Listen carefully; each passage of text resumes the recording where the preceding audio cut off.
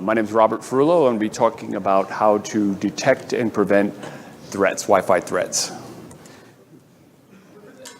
Before we get started, really, I just want to do a quick survey. So if I could get a show of hands, how many people here in the audience have either customer networks or networks that you manage with detection enabled, WIPS detection enabled?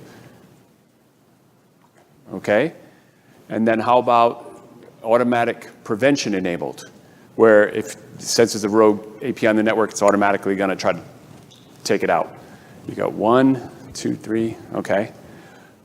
Not a lot. Yeah. So that's probably because worried about maybe getting fined from, by the FCC, et cetera, or getting sued by a neighbor, et cetera.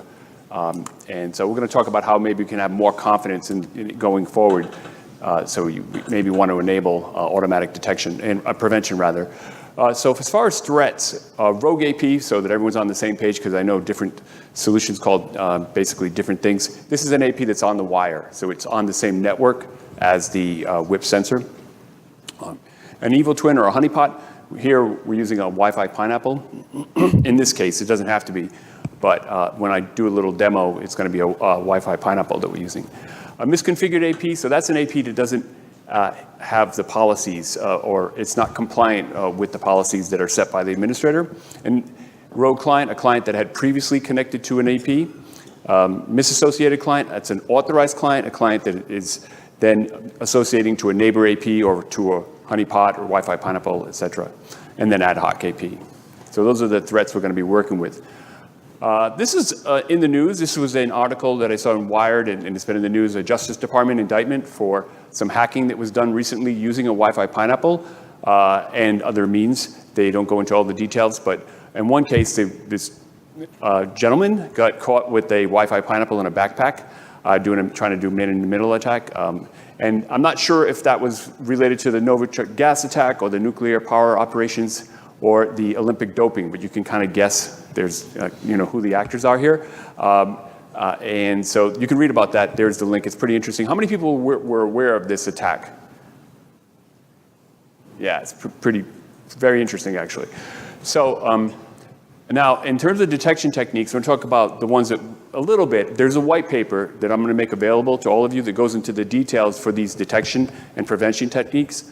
But I say what works now, and then, well, I should say what works now, because obviously the threats are changing, and so you have to just, like an immune system, you have to be able to, or a drug maker, you have to be able to basically change the way you're going to detect and prevent, right? You have to evolve. And then as far as prevention, again, what works now and then what works sometimes. The interesting thing about the over-the-air prevention, right, and that's how we're going to stop the Wi-Fi pineapple from doing its man-in-the-middle attack.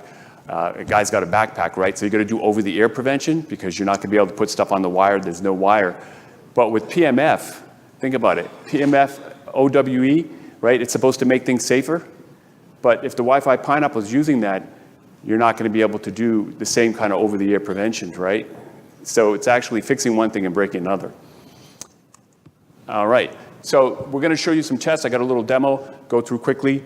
And these are the types of threats we're introducing. Now there's voice, because I wanted to see if the AP, which is using 3 radios, can service voice on both 2.4 and 5 gig, as well as use the 3rd radio to do the detection and prevention.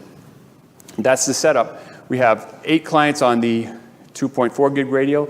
We're using IX Chariot for voice. Oops. Sorry. And then you have 12 clients on the 5 gig. We got a pineapple. We have our ad hoc mobile hotspot representing the neighbor AP. The Rogue, which is on the wire. We have the 3 radio access point for the servicing the voice clients as well as detection and prevention. Then we have some clients that we've labeled here for the Rogue client, misassociated, et cetera, et cetera. We're using IX Chariot again to send the voice, and I have a spectrum analyzer. This testing is done over the air, so I have to police the channels that I'm using to make sure nobody jumps on them and blasts the voice traffic. That's my lab. Those are my lab mates. They're great because I can ramble on about proper channel capacity planning, and they don't get tired. Those are the resources. We got a test plan, and it'll step you through. It's like a recipe cookie cutter. So if you want to try this testing in your lab, you'll be able to do that. And now I'll get on to the demo here. So first I want to show you the setup and show you where the clients are connected. We're going to have a single access point. It's a C130, so it's a 3 radio access point. We got the clients on the 2.4 gig radio and the 5 gig radio. And that'll catch up, talking faster than I went through it. So you can see there. We have 4 SSIDs, the spoofed AP, so we're going to have the Wi-Fi pineapple with that cleverly named spoofed AP. Misconfigured AP, misconfigured because we have WPA as well as WPA2, which is, according to the policies, a no-no. And then we have the clients that are connected to the 2.4 and the 5 gig radio. All right. Now, this is where I'm just showing you the IX Chariot. And we have 20 clients, like I said, 8 on the 2.4 gig, 12 on the 5 gig, and we have Skype voice. And we'll take a look at the MOS here. So this is MOS, and this bidirectional traffic, and so this is the average MOS for the 8 clients there on the 2.4 gig radio, and then the average MOS for the 5 gig clients, 12 of them.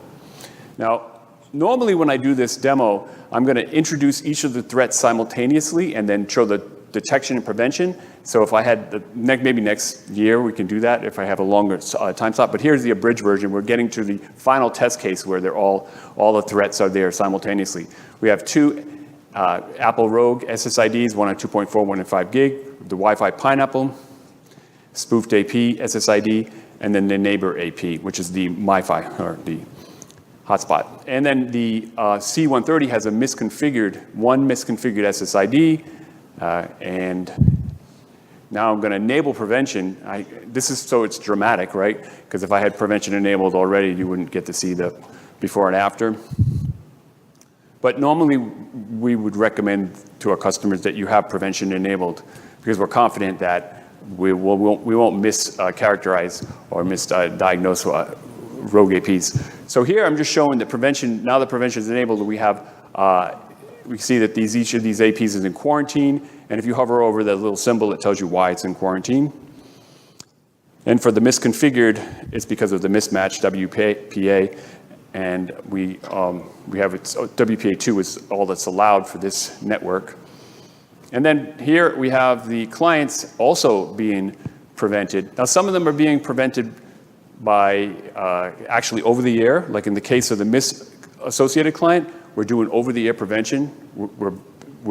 You'll see this towards the end of the video, but we're only going to target that client that's authorized. We won't, if it's a Starbucks nearby, we're not going to take out all the clients associated to that access point. And then let's see, going down for the reasons for all of these clients being prevented. And then finally, we're going to see a little video here. It's a little bit hard to see, but what I'm going to show you is from what I would see in my lab when this prevention's happening.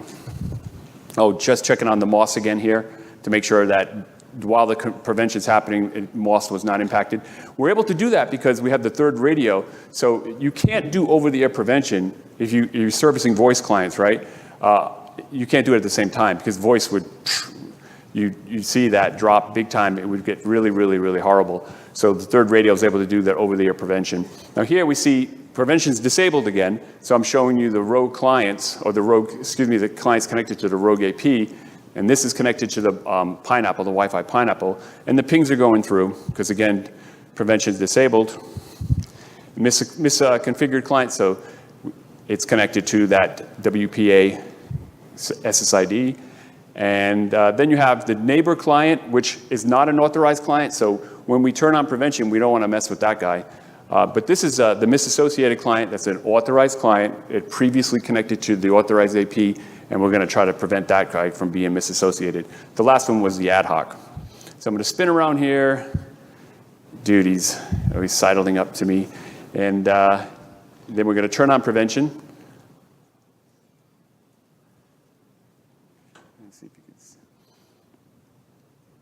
And so this is one AP. There are multiple channels that it's preventing or doing the mitigation on. So you can see that both the 2.5 gigahertz and 2.4, you see the pings have stopped. And then the client is connected to the Wi-Fi Pineapple. Now, if that were PMF, that would be a problem. And then we have the rogue client, not connected. Those guys are blocked because the system just won't allow those associations. And here we have a neighbor client, not messing with that guy, but the authorized client prevented, and then the ad hoc. And it's all done with a single access point, and it happens very quickly. The test plan will take you through this. You can set it up. You don't have to use the products the AP, the solution here. You can use whatever solution you have. And we're going to make that available. And if you want to learn more about the detection and prevention techniques, the white paper will explain those in detail. And so that's pretty much all I have.